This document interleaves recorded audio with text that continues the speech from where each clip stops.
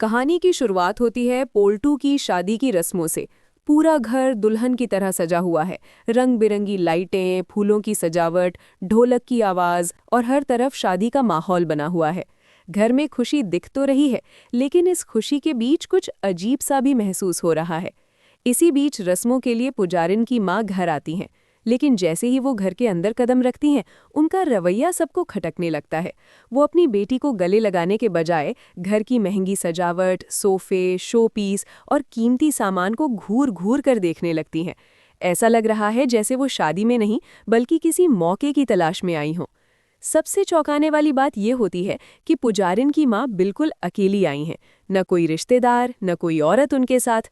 तभी पीसी मोनी ताना मारते हुए कहती हैं, अरे समधन जी, ये कैसी रस्में हैं? आपकी इकलौती बेटी की शादी है और मायके से कोई नहीं आया? और ये क्या, हाथ भी खाली? पुजारिन की माँ बड़ी चालाकी से मुस्कुराती हैं और कोई बहाना बनाकर बात टालने की कोशिश करती हैं, लेकिन पीसी मोनी कहाँ चुप रहने वाली थी। वो सबके सामने उनकी बेइज्जती करने से नहीं चूकती। हमने तो सोचा था बड़े घर की बेटी है, पोल्टू के लिए सोने की चेन या घड़ी तो जरूर लाई होंगी, लेकिन यहाँ तो शगुन का 1 रुपया भी नजर नहीं आ रहा। अब माहौल और गर्म हो जाता है, क्योंकि पुजारिन की माँ भी कोई सीधी साधी नहीं है। वो भी उल्टा जवाब देती हैं, क्यों? आप लोगों ने मेरी बेटी को कौन से हीरो से ब्याह दिया है जो हम लुटाएं? आपने भी तो उसे एक ढेला नहीं दिया। इस तीखी बहस से पूरे घर का माहौल बिगड़ जाता है।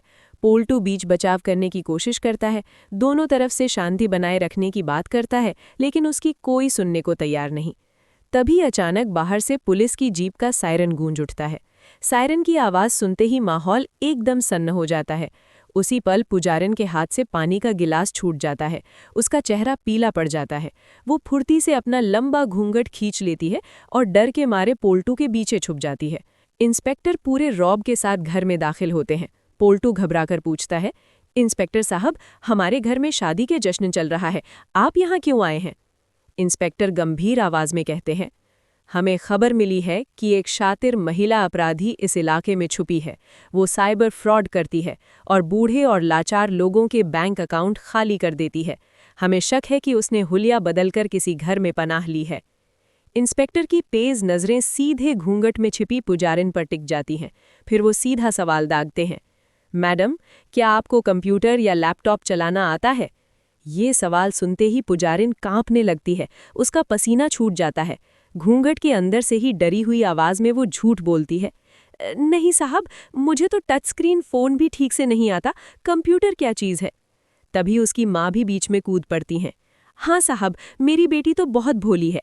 घरवाले भी रस्मों का हवाला देकर पुलिस को दुल्हन का चेहरा देखने से रोक देते हैं।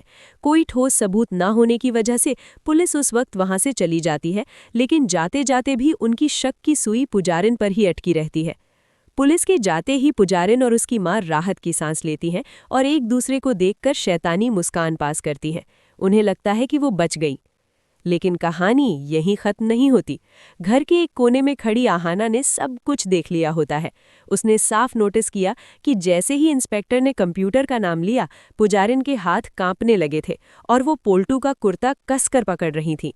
आहाना समझ जाती है कि कोई अनपढ़ साधारण लड़की कंप्यूटर का नाम सुनकर इतना नहीं डरती। बाद में मौका पाकर आहाना सीधे पुजारिन से सवाल करती है, एक निर्दोष इंसान पुलिस देखकर इतना नहीं घबराता, तुम कंप्यूटर का नाम सुनकर ऐसे क्यों डर गई, जैसे चोरी पकड़ी गई हो? पुजारिन बात को हंसी में उड़ाने की कोशिश करती है, लेकिन उसकी घबराहट सब कुछ साफ बता देती है। उसका खेल अब ज्यादा देर चलने वाला नहीं था। शाम होती है। पोल्टू खुश होता है कि बड़ी मुसीबत टल गई, लेकिन तभी पुलिस दोबारा लौटती है। इस बार उनके साथ लेडीज पुलिस और गिरफ्तारी का वारंट होता है। इंस्पेक्टर चिल्लाते हैं, नाटक बंद करो और पुजारिन को सामने लाओ। पोल्टू और पीसी मोनी विरोध करते हैं, लेकिन लेडीज पुलिस जबरदस्ती पुजारिन का घूंघट हटा देती है और उसे सबके सामने हथकड़ी पहना देती है। पुजारिन चीखती चिल्लाती रहती है। तभी इंस्पेक्टर अपनी जेब से एक वांटेड पोस्टर निकालते हैं और पुजारिन के चेहरे के पास रखते हैं। जिसे आप लोग दुल्हन बनाकर घर लाए हैं, वो एक वांटेड साइबर क्रिमिनल है। इसने पुलिस से बचने के लिए शादी का नाटक किया ताकि इसे सुरक्षित ठिकाना मिल सके। पोल्टू अपनी आंखों के सामने अपनी महंगी पत्नी को पुलिस की जीप में जाते हुए देखता है। उसके पैरों तले जमीन खिसक जाती है। उसे मंजली की याद आती है। वो सोचता है, मंजली कितनी सीधी साधी थी, सूखी रोटी में भी खुश रहती थी, कभी कोई जिद नहीं की। और ये पुजारिन, सिर्फ 5 दिन में इसने मुझे कंगाल कर दिया। पोल्टू को अपनी गलती का गहरा एहसास होता है, लेकिन उसका अहंकार अब भी इतना बड़ा है कि वो अपनी गलती सबके सामने नहीं मानता, ना ही मंजली से माफ़ी मांगता है। बाहर से सख्त, अंदर से पूरी तरह टूट चुका पोल्टू चुपचाप खड़ा रह जाता है। उधर दुर्गा देवी और आहाना दूर खड़े होकर ये तमाशा देख रहे होते हैं। उन्हें संतोष होता है कि झूठ की बुनियाद पर बना रिश्ता आखिरकार टूट ही गया। तो दोस्तों, अब सवाल ये है, क्या पोल्टू अपनी गलती मानकर मंजली को वापस लाने की कोशिश करेगा या फिर उसका अहंकार उसे पूरी तरह बर्बाद कर देगा? कमेंट करके ज़रूर बताएं। और बड़ी घर की छोटी बहू के ऐसे ही धमाकेदार अपडेट्स के लिए हमारे चैनल टेलीप्लेयर को सब्सक्राइब करें।